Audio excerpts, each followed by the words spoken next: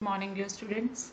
In our previous lecture, we have gone through the detailed study of various types of intermolecular forces. In today's lecture, we will continue with the topic structural differences between solids, liquids, and gases. So, as we can see in this table, in case of solid, the constituent particles are arranged in perfect order, so there is a long range order of the particles, whereas in case of liquids there exists only a short range order of the particles. You will get a regular pattern up to a small distance, whereas in case of gases there is no order, either it may be short range or long range. Moreover, in case of solid, the molecules are closely packed.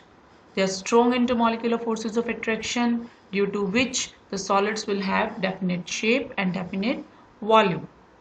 Whereas in case of liquid, the molecules are at small distance. Forces of attraction among the liquid molecules are sufficiently strong to hold the molecules together, due to which they will have definite volume but no definite shape. In case of gases, the molecules are present at very large distance. There is very weak forces of attraction, so they will have no definite shape, no definite volume. Now, if we talk about the diffraction pattern, in case of solids, we will have well-defined maxima, whereas in case of liquid, only one or two well-defined maxima are obtained, after which the patterns get damped out with the distance. Whereas in case of gases, you will see the diffraction pattern is showing no maxima at all, which show that there is no order in case of gas and there is short range order in case of liquids, whereas long range order in case of solids. In case of solids, the particles can only vibrate about their mean position. There will be no translational or rotational motion. So they are showing only vibrational motion. In case of liquids, all type of motions are possible, like translational, vibrational and rotational, but to the small extent. Whereas in case of gas, there will be large translational, vibrational and rotational motion of the molecules. Now in case of solid, there will be very high density. If we compare the liquid, we will say the density of liquid is lower than compared to the solid, whereas in case of gas, density will be lowest. So these all are the structural differences between solids, liquids and gases. Now next one is very important topic, that is physical properties of liquids. We very well know the physical properties of liquids depend upon the strength of intermolecular forces of attraction. And forces of attraction further dependent upon the internal structure or the constitution of the molecules. So we can say the physical properties of liquid should give valuable information about the structure of the molecules. Now, very general physical properties of the liquid are like vapor pressure, surface tension, viscosity, refractive index, optical activity, dipole moment. These all are the properties of liquids, and they all depend upon the constitution of molecules or internal structure of the molecules. So the physical properties of a given liquid are characteristic of that liquid, and they will help us to decide the chemical constitution of the given liquid. Now, how they are able to tell us about the chemical constitution? The basis of this is that these properties are additive and constitutive properties. Because of these type of nature, like additive and constitutive, they will be helpful in finding chemical constitution of the given substance. Now, what are these additive and constitutive properties? A property is said to be an additive property if the property value for the given molecule is the sum of the value of its constituent atoms. So how we can define this? The additive property of a molecule is defined as that property, the total value of which is the sum of the value of its constituent atoms. So by taking the summation of the value for the individual atoms, we can get the property of the given molecule. For example, if we talk about molecular mass of a molecule, it can be easily obtained by adding the atomic masses of the constituent atoms. Now, second one is constitutive property.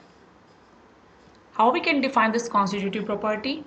A constitutive property of a molecule is defined as that property which depends upon the constitution of the molecule. Means it depends upon the arrangement of atoms within the molecule. For example, optical activity.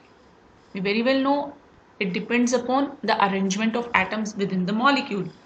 When there is chiral carbon atom there in the molecule, we say that is an optically active compound. So the arrangement of atoms is responsible for the value property in case of optical activity.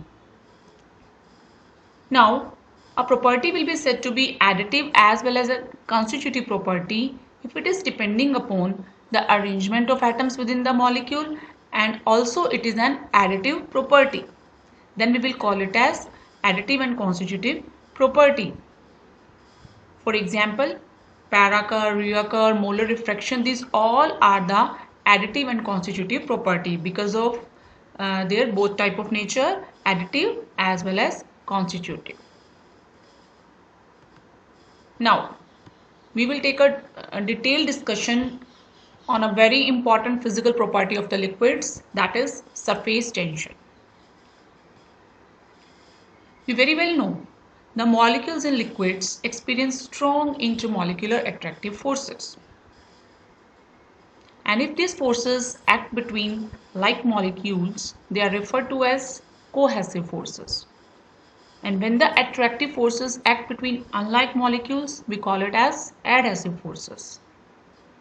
Now, if a molecule is present in the interior of a liquid, it will experience interactions with the other molecules from all sides.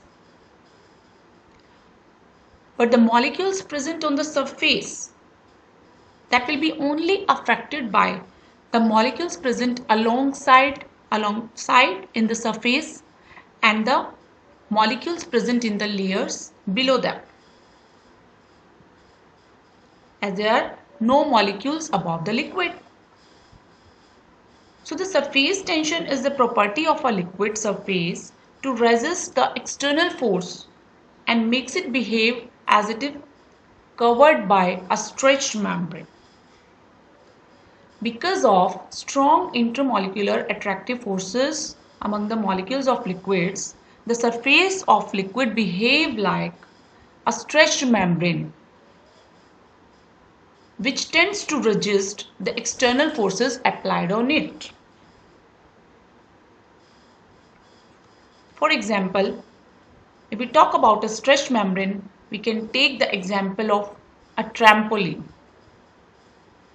which is very widely used by the kids for their entertainment. If any person jumps on the surface of the trampoline, it tends to jump. He is returned back. He is not allowed to fall on the ground. It just pushes the person back in the opposite direction. If you observe at the corners of the trampoline, there are strings attached.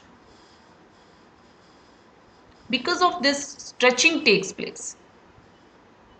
So when a person jumps on the surface, these springs stretches, and due to this the person is not allowed to fall on the ground. Due to stretching caused by the strings present in trampoline, they are not allowed to fall down on the ground, and that is pushed back in the upward direction. Similar to this, the surface of liquids, they behave like a stretched membrane due to the stretching caused by the intermolecular forces of attraction. So how we can define the surface tension? This is very important definition here.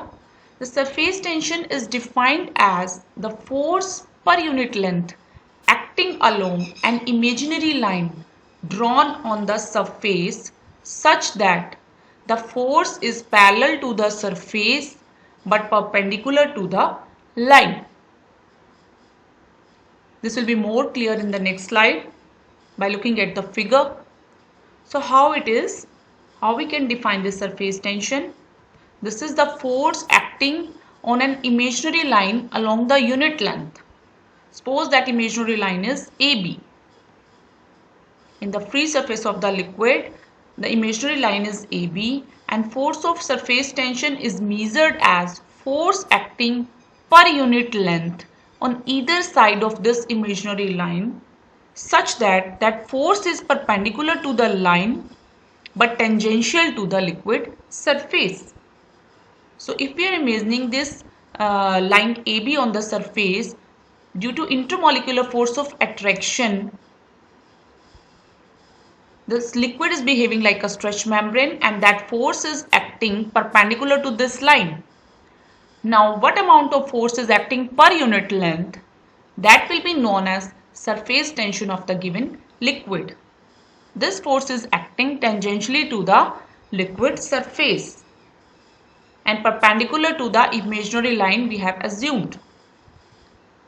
So gamma will be given by F by L if F is the force acting along length L of the line AB. Now, what are the units of surface tension? If we talk about the CGS units, as it is given by the division of force by length. So we can write in CGS unit, its unit will be dynes per centimeter. In SI units, Newton per meter. And if we relate this Newton meter and dynes per centimeter, then 1 Newton per meter is equal to 10 raised to power 3 dynes per centimeter. Now, you will see, apart from mercury, water has the greatest surface tension of any other liquid. If you talk about the organic liquids like benzene, alcohol, etc., you will see the water is having greatest surface tension. It is having a surface tension of 0.07 to 75 joule per square meter at 20 degree Celsius. Due to this, water is having the property of surface tension and that is helpful in many things which we will see later on. Now what are the important points to remember here? Surface tension is a joint property of the interface separating liquid and gas phase, and that gas phase is usually air. It is not the property of a single liquid alone. It is the joint property of the interface. Whenever there will be liquid in contact with the air, only then the surface tension acts. Now, what do we mean by surface film? The surface film is the thin film of liquid near its surface and have the thickness equal to the molecular range of attraction for that liquid. So the phenomena of surface tension is associated entirely only with the surface film formed at the surface of liquid. Because of stretching behavior of this surface film, the phenomena of surface tension takes place. For example, suppose an object is placed on the surface of a liquid.